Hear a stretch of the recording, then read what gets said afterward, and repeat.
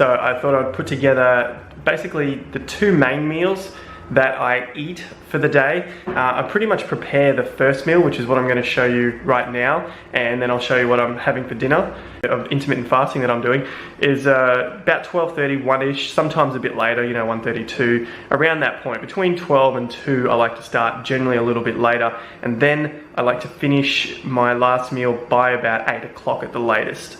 So what we're making for the first meal is a big smoothie bowl. Spinach that is jam-packed with all of the green goodness. So the spinach, we all know it's high in iron, protein, calcium, magnesium, vitamins, minerals, everything you can think of, green leafy veg. And if you think any of this stuff actually makes a difference, then there you can call the cultures, you know, some sort of prebiotic crap going on there. This is the omega-3s for the vegans. You'll see in a moment.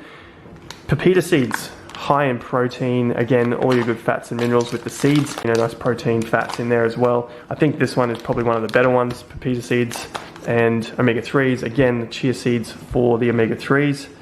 But, you know, if you believe in the benefits of coconut for your diet, then there you go, coconut and coconut there.